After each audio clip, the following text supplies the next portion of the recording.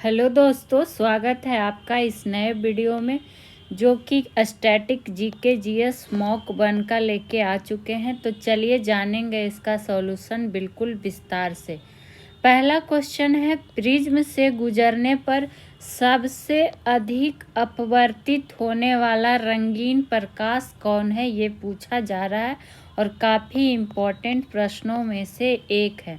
Option A है पीला, B है बैगनी, सी है नीला या डी है हरा।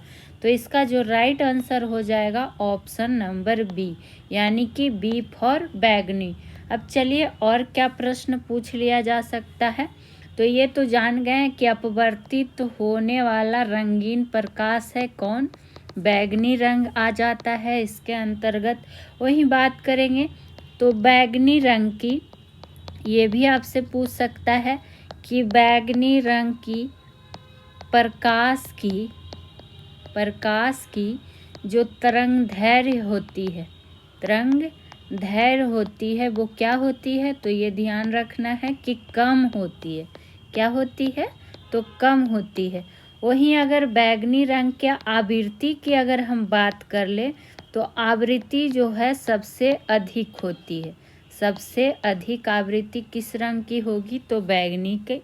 वहीं बात करें, हालांकि जो इसकी गति है, बैगनी रंग की जो गति है वो प्रिज्म में क्या होता है, प्रिज्म में बात करें तो ये न्यूनतम होता है, न्यूनतम होती है। तो ये पॉइंट आप इसमें ऐड ऑन कर लेंगे, आपसे पूछ सकता है।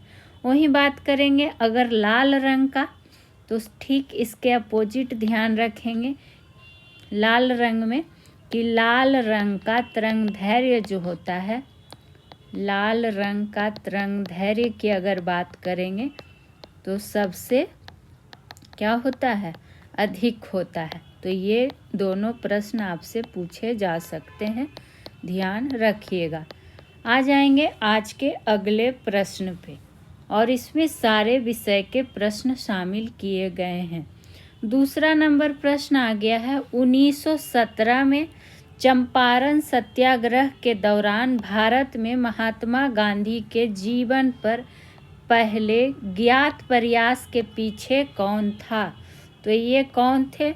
तो ऑप्शन नंबर सी हो जाएगा इसका राइट आंसर, यानी कि लॉर्ड इरविन जो था इसके पीछे था। ठीक है, ये चीज़ आप ध्यान रखिएगा। वहीं आपको अच्छे से पता है कि अगर आपसे पूछ देगा कि चंपारण सत्याग्रह का शुरुआती वर्ष क्या रहा, तो 1917। या फिर आपसे ये पूछ सकता है कि ये जो है तिनकठिया प्रणाली, किस प्रणाली को ख़त्म करने के लिए शुरू किया गया था। तो तिनकठिया प्रणाली की समस्या को देखते हुए क्या किया गया था, इसका शुरुआत किया गया था। यानी कि कुल भूमि का, तिनकठिया प्रणाली का मतलब क्या था कि कुल भूमि का 3/20वां हिस्से पर क्या होता था, किसानों को नील उगाने के लिए मजबूर किया जाता था, नील उगाने के लिए। तो ये किस खेती से संबंधित था? तो नील की खेती से। ये भी आपको ध्यान में रख लेना है। वहीं कई बार आपसे ये पूछा गया है कि गांधी जी को किसानों की समस्या पर विचार करने के लिए आमंत्रित किसने किया था। तो आमंत्रित किसने किया था? राजकुमार शुक्ल ने। तो ये प्रश्न भी ध्यान रखिएगा, काफ़ी बार पूछा भी गया है। आ जाएंगे आज के अगले प्रश्न की ओर। अगला प्रश्न आ गया है, किसकी खेती जो है जायद के मौसम में की जाती है। तो चलिए, पहली बात की जो अगर बात करें कि भारत में खेती का तो ये क्या होता है, 3 मौसम होता है। और कई बार आपको पढ़ा चुके हैं, लिखा भी चुके हैं, पर यहाँ प्रश्न आ गया है तो ज़रूर जानेंगे सॉल्यूशन। 3 मौसम कौन कौन सा? रबी फसल, यानी खेती की बात हुई है तो समझिए कि खेती की ही बात करना है कि 3 फसल होते हैं। दूसरा की अगर बात करें तो खरीफ फसल, और तीसरा क्या है, जायद फसल। ठीक है, ये आपको ध्यान रख लेना है।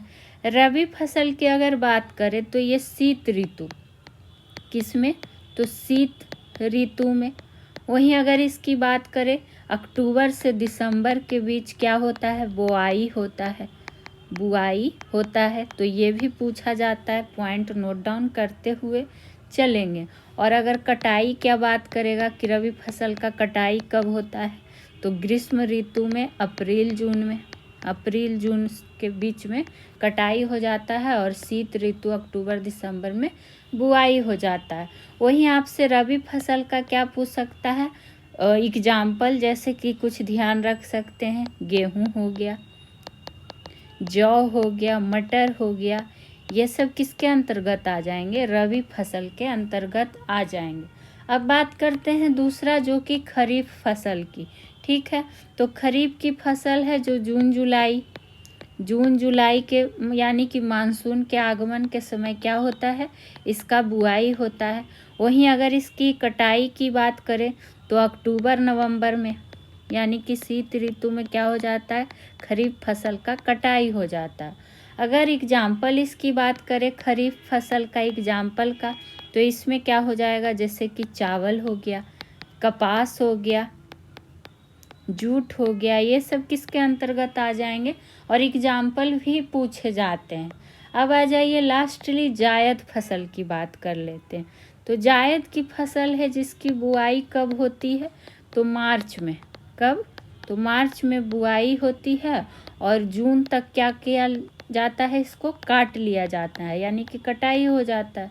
और अगर इसके एग्जाम्पल की बात कर ले जायद फसल की, तो तरबूज हो गया, खीरा हो गया और क्या कहता है ककड़ी हो गया, ये सब सीजनली मतलब कि जिसको जो आता है तो कुछ इसको बेच के पैसे कमाई हो जाए जायद, वो ही आ जाते हैं इसके अंतर्गत। तो देखिए खरबूजा भी था, खीरा भी था, तरबूज भी था, तो ये क्या हो जाएगा, ऑप्शन नंबर डी, एक से अधिक। तो ये आप ध्यान रखिएगा, कई बार पूछा हुआ प्रश्न भी है। आ जाएंगे अगले प्रश्न पे।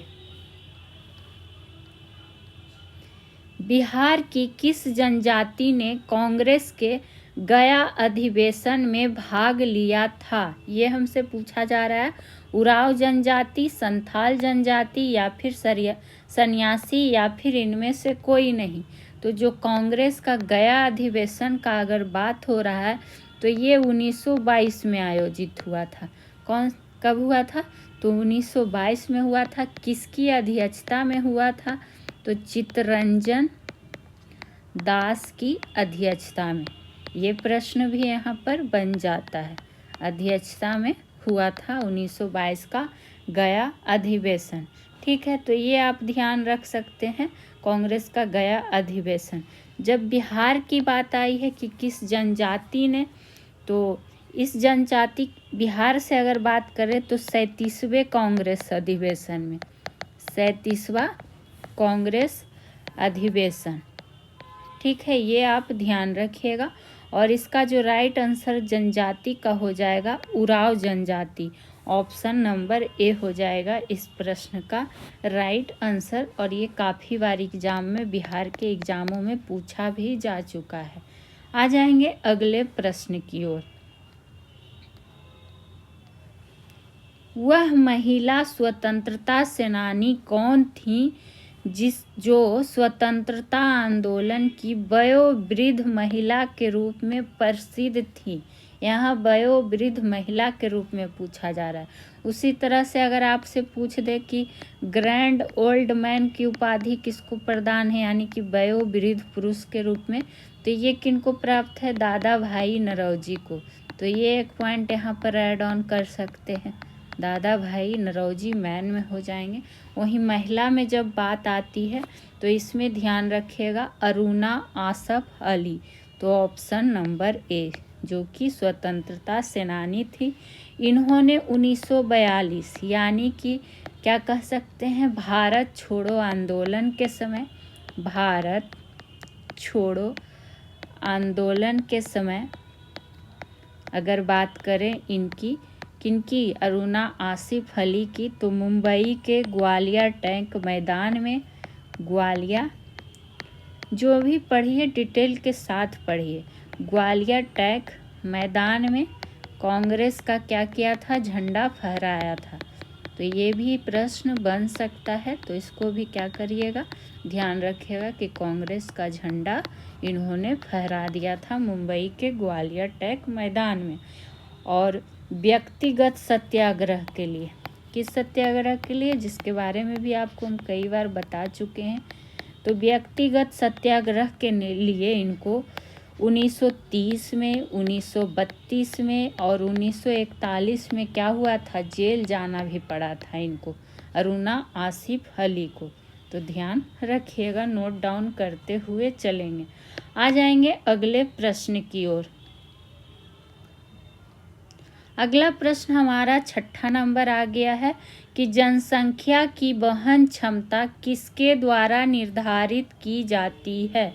ऑप्शन ए है जनसंख्या वृद्धि दर, बी है जन्म दर, सी है सीमित संसाधन, या डी है ए और सी दोनों। तो देखिए, जब बात आती है क्या कहता है वहन क्षमता की, जो कि यहाँ पर एक टर्म क्या है, वहन क्षमता। तो क्या कहने का सेंस हो गया कि जब जनसंख्या वृद्धि जो है वो क्या हो जाती है, धीमी हो जाती है। हो सके जो ये सेंटेंस दिया हुआ रहा उसके जगह ये रह जाए एग्जाम में। और क्या होता है, फिर धीरे धीरे रुक ही जाता है, यानी कि रुक जाता है। तो यही स्थिति जो है क्या कहलाता है, इसी स्थिति को कहा जाता है क्या, पारिस्थितिकी तंत्र की वहन क्षमता। तो ये आप ध्यान रख सकते हैं, नोट डाउन कर सकते हैं, ठीक है। और जो निर्धारित की जाती है वो सीमित संसाधन के द्वारा। तो ऑप्शन नंबर सी हो जाएगा इसका राइट आंसर। अब आ जाइए अगले प्रश्न पे, जो कि है 7वां नंबर प्रश्न। जवाहरलाल नेहरू की अस्थायी सरकार में श्रम मंत्री कौन थे, ये हमसे पूछा जा रहा है। अस्थायी सरकार यानी कि अंतरिम सरकार की बात हो रही है। तो जब अंतरिम सरकार की बात हो रही है तो आपको पता है इसका गठन कब हुआ था, तो 2 सितंबर 1946 को। ये डेट भी नोट डाउन करिएगा, पूछा जाता है, ठीक है। और बात आई है श्रम मंत्री का, तो श्रम मंत्री थे जगजीवन राम। और ध्यान रखिएगा ये अंतरिम सरकार के समय की बात हो रही है, ठीक है। उसी तरह से कुछ और मंत्री का पूछ लिया जाता है कि अंतरिम सरकार के समय की अगर बात हो रही है, तो जैसे रक्षा मंत्री कौन थे उस टाइम, तो बलदेव सिंह। कौन, तो बलदेव सिंह। और क्या पूछ सकता है, कानून मंत्री, तो ध्यान रखिएगा BR अम्बेडकर जी, BR अम्बेडकर। और एक एक बिंदु महत्वपूर्ण बताए जा रहे हैं। वही बात करें, अगर आपसे पूछ दे वित्त मंत्री अंतरिम सरकार के समय कौन थे, तो नाम ध्यान रखिएगा लियाकत अली खां। उसी तरह से उद्योग और आपूर्ति मंत्री, उद्योग और क्या कहता है, आपूर्ति मंत्री की अगर बात कर ले तो जो थे सी राजगोपालाचारी। और ये सब अंतरिम सरकार के समय। तो ये आपको ध्यान रखना है। आएंगे अगले प्रश्न पे, और आपका कुछ समय लेना चाहेंगे, बस कुछ ही सेकंड, क्योंकि इतनी मेहनत करते हैं तो आप लोग का भी फर्ज बनता है कि हमारा ज़्यादा से ज़्यादा आप लोग सपोर्ट करें। चैनल सॉल्यूशन बाय पीजे को सब्सक्राइब कर लेंगे, वीडियो को लाइक कर देंगे, वीडियो अच्छी लगे तो ज़्यादा से ज़्यादा लोगों तक शेयर कर देंगे।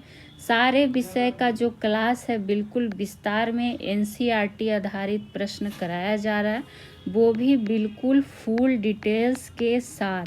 तो आप लोग पूरी वीडियो ज़रूर देखा करें। और हर सप्ताह आपको एक विशेष महामैराथन क्लास दिया जा रहा है बिहार शिक्षक भर्ती के लिए।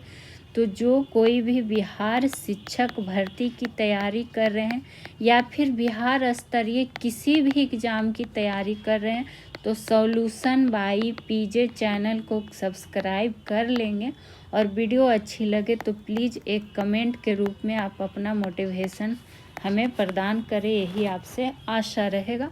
मैराथन की जब बात आई है तो साइंस का, हिस्ट्री का, पॉलिटी का फुल डिटेल के साथ 3 घंटे लगातार आपको चैनल पे महा मैराथन क्लासेस भी कराई गई है।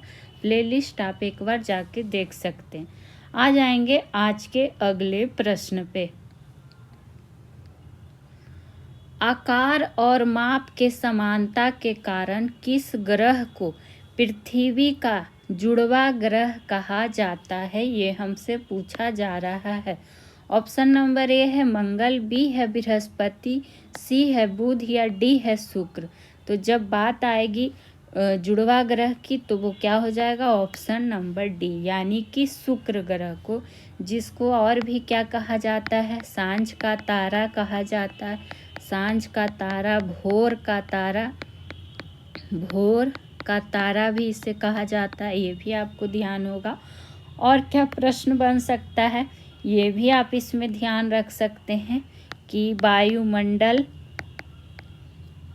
क्या ध्यान रख सकते हैं कि वायुमंडल में, शुक्र के वायुमंडल में, इस तरह से लिखिएगा कि शुक्र के वायुमंडल में जो है क्या है, CO2 की उपस्थिति यानी कार्बन डाइऑक्साइड की उपस्थिति कितने से कितने प्रतिशत तक है, तो 40 से 45% तक है।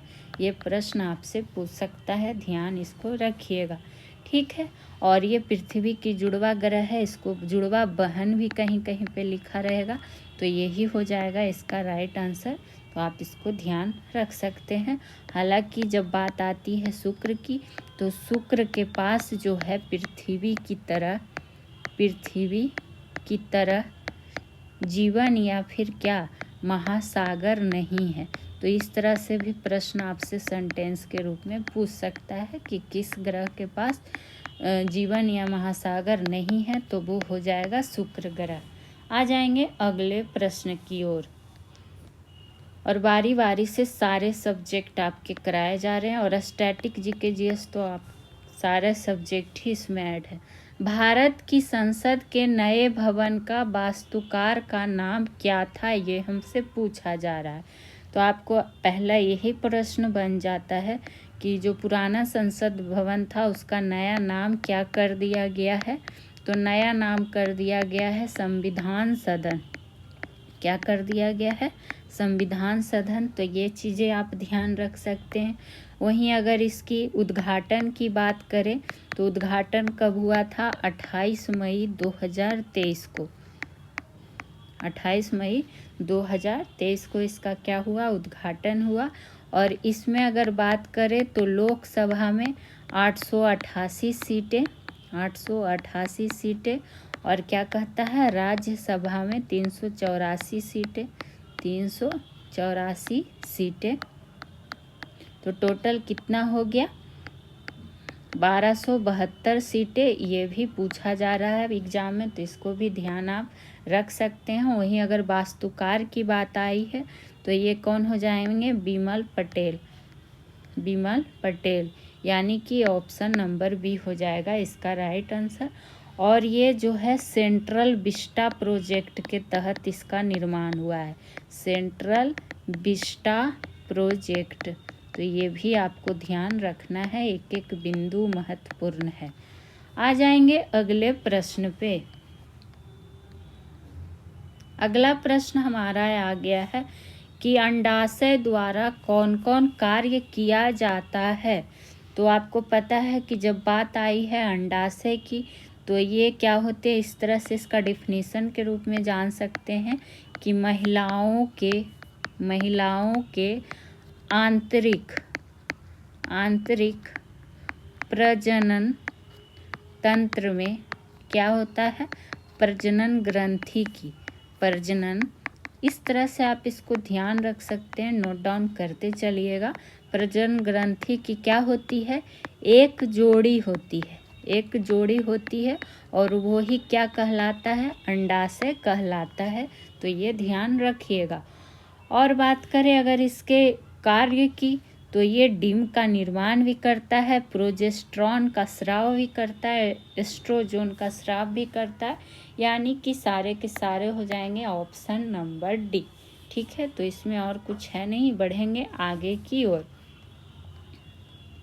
संविधान सभा के सदस्यों के चुनाव में भाग लेने वाले भारत की वयस्क आबादी के मतदाताओं का प्रभावी प्रतिशत क्या था?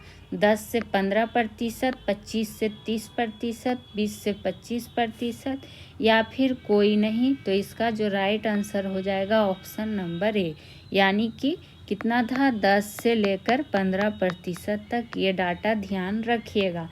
वहीं आपको ये पूछ सकता है कि संविधान सभा का गठन कब हुआ? तो 1946 में हुआ। कैबिनेट मिशन की संस्तुति पर हुआ। ये सब कई बार आपको डिटेल्स के साथ हम पढ़ा भी चुके हैं। वहीं बात करें कि इसके निर्माण में कितना समय लगा, ये पूछ सकता है। तो 2 वर्ष 11 माह 18 दिन, ये आप ध्यान रख सकते हैं। संविधान सभा की प्रथम बैठक आपसे काफ़ी बार पूछ सकता है, क्योंकि बिहार स्तरीय किसी भी एग्ज़ाम के लिए इम्पोर्टेंट है। तो 9 दिसंबर 1946 को किसकी अध्यक्षता में? अस्थाई अध्यक्ष कौन थे? तो डॉक्टर सच्चिदानंद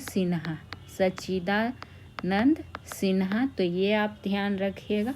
अब आपसे यहाँ पर प्रश्न है कि दूसरी बैठक संविधान सभा की कब हुई थी और अस्थाई अध्यक्ष कौन थे? ये आपको कमेंट बॉक्स में आंसर देना है और आशा करते हैं सारे लोग उत्तर देखेंगे। आ जाएंगे अगले प्रश्न पे। भारतीय सेना दिवस प्रति वर्ष कब मनाया जाता है?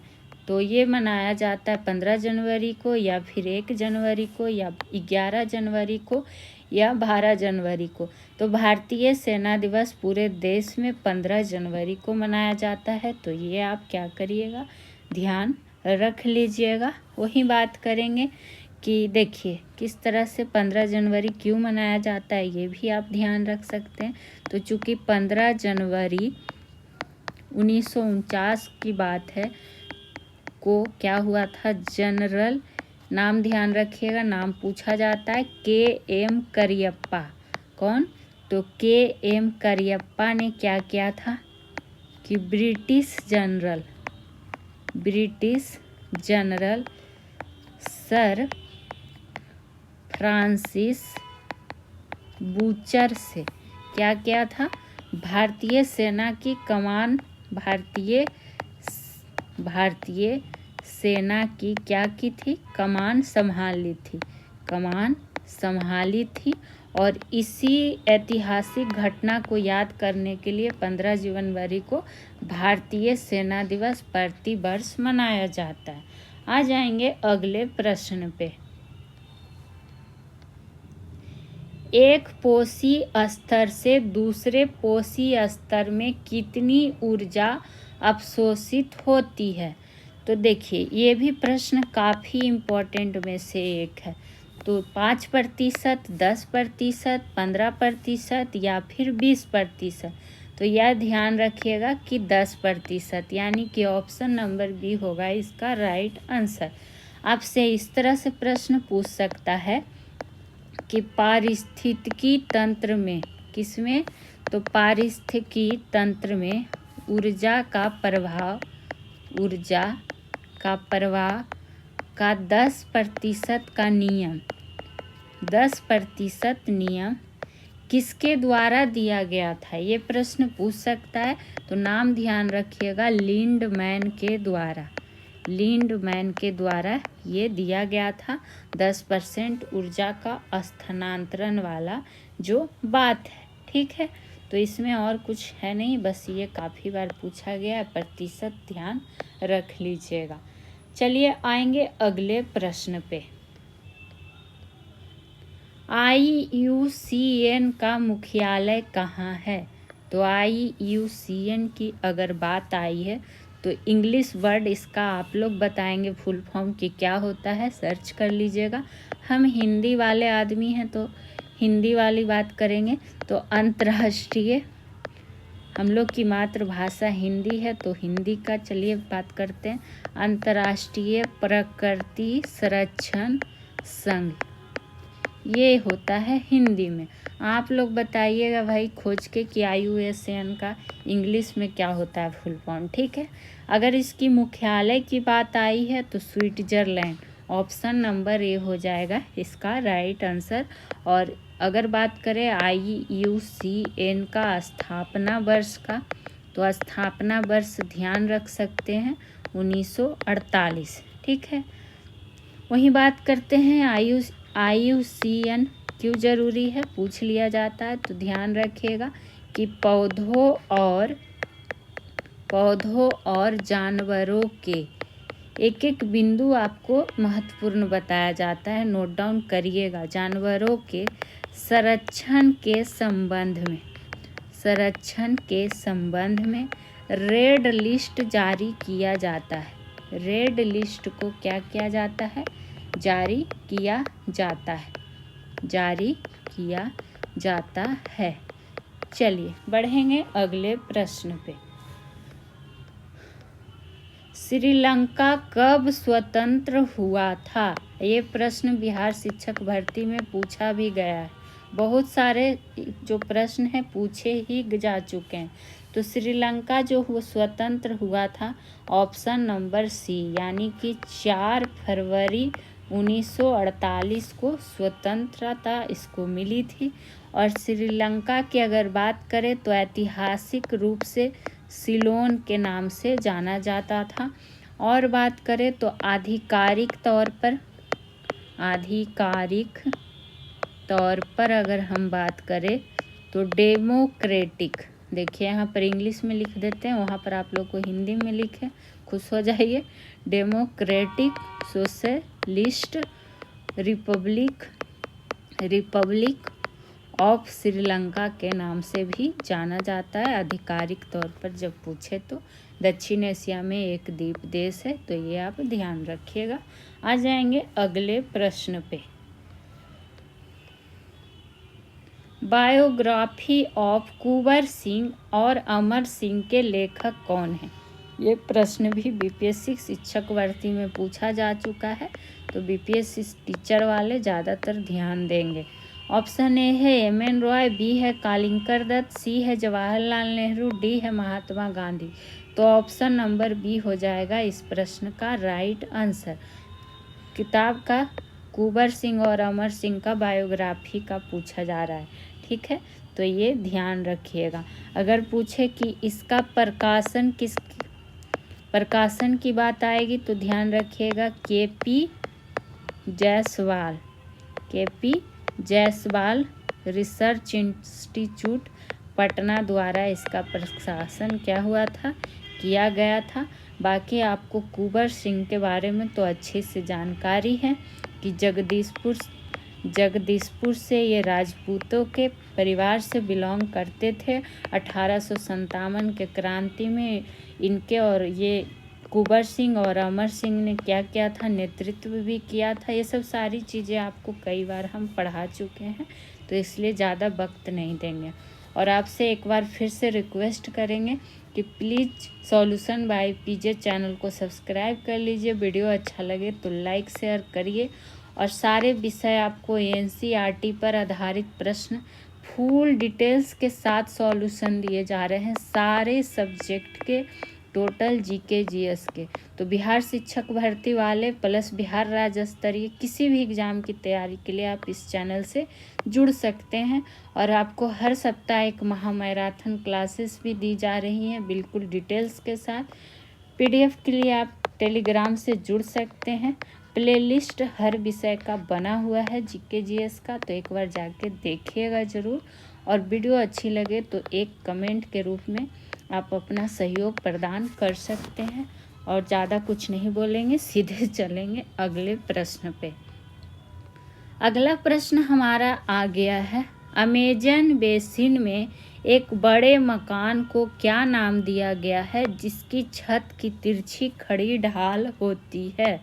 तो ऐसे प्रश्न में आपको बस इसका आंसर ध्यान रख लेना है, वो होता है मलोका। तो ऑप्शन नंबर बी होगा इसका राइट आंसर। मलोका यानी कि इसकी बड़े मकान को ये नाम दिया गया है। तो बस इसमें आप क्या करिएगा, इसको ध्यान रखिएगा, वर्षा वन के लोग आते हैं मलोका। तो ये प्रश्न का आपको आंसर भी ध्यान रहेगा तो काम चल जाएगा। आ जाएंगे आज के अगले प्रश्न पे।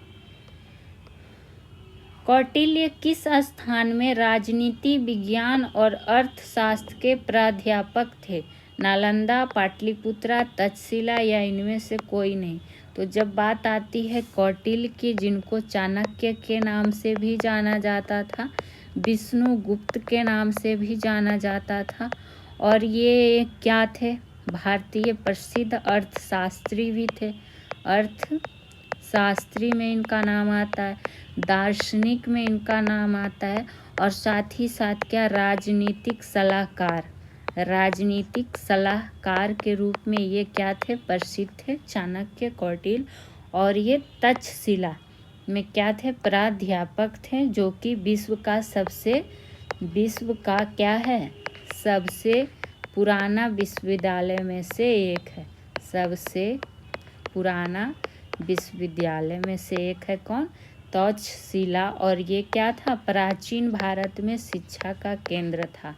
प्राचीन भारत में शिक्षा का केंद्र भी था तक्षशिला। तो एक एक बिंदु नोट डाउन करिएगा, एग्जाम में प्रश्न आपको यहाँ से ज़रूर दिखेंगे।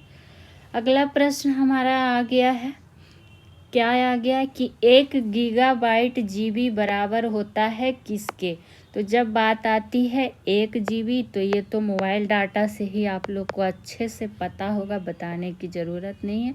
गीगाबाइट तो 1024 MB के बराबर होता है। तो ऑप्शन नंबर बी हो गया इसका राइट आंसर। ठीक है, वहीं अगर आपसे पूछ दे कि 1 किलोबाइट KB बराबर कितना बाइट्स होता है, तो ध्यान रखिएगा 1024 बाइट्स होता है।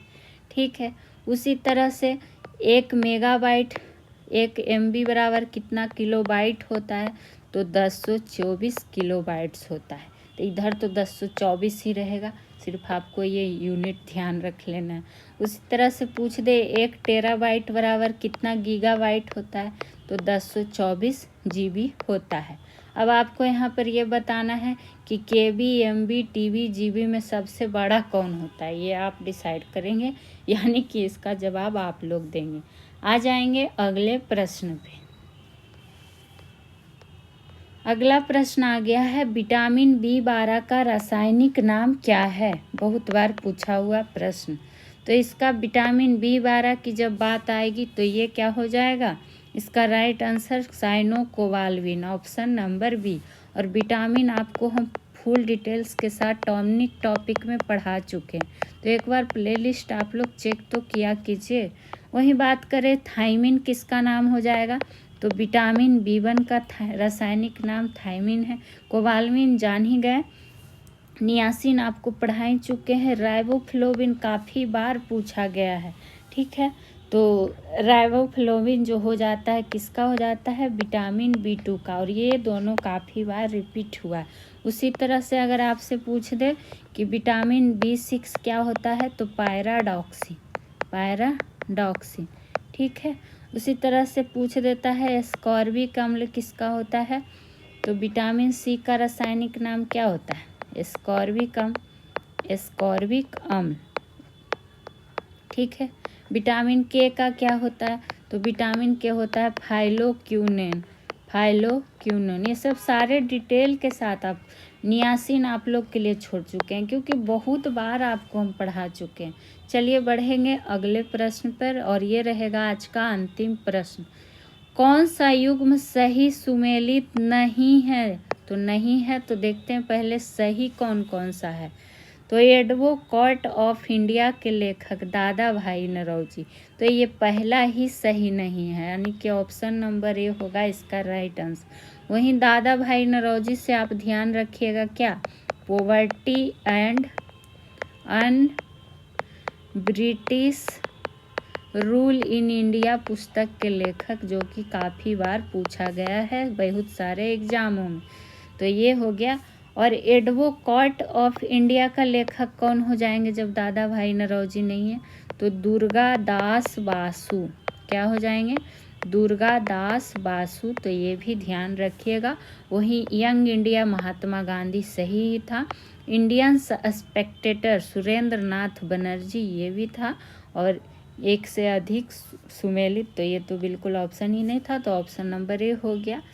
और एक किताब और क्या, चूँकि इंडियन अच्छे सही नहीं है पूछा गया ना, रुक जाइए, थोड़ा सा यहाँ पे मिस्टेक हो गया, फ्लो में हो गया, पर इसको अभी हम करेक्ट कर दें। जैसे देखिए यहाँ पे सही नहीं है पूछा गया ना, तो दादा भाई नौरोजी बता ही दिए, ये ऑप्शन तो गलत दिया हुआ ही था, क्योंकि इसके लेखक हो जाएंगे दुर्गा दास बसु। कभी कभी हो जाता है जी, तो आप लोग इतना समझिएगा। यंग इंडिया देखिए ये सही दिया हुआ है, ठीक है, चूँकि ये गांधी जी की ही पुस्तक थी, तो इसलिए इस पर ध्यान नहीं। ऑप्शन सी था इंडियन स्पेक्टेटर, जो कि सुरेंद्र नाथ बनर्जी, तो ये देखिए गलत था और हम इसको सही बोल दिए थे। तो इंडियन स्पेक्टेटर के लेखक कौन हो जाएंगे? वैलेंटाइन सिरोल। वही वैलेंटाइन सिरोल जिसने किसको, बीजी तिलक जी को भारतीय अशांति का जनक कहा था। किसको? तो बीजी तिलक को क्या कहा था? भारतीय अशांति का जनक। ये सब पढ़ा भी चुके, तो ये थोड़ा सा करेक्ट कर लीजिएगा, जो बोलने में फ्लो में मिस्टेक हो जाता है, समझ सकते हैं। तो आज के सेशन में इतना ही, फिर मिलेंगे। सॉल्यूशन बाय पीजे को सब्सक्राइब कर लीजिएगा। Thank you.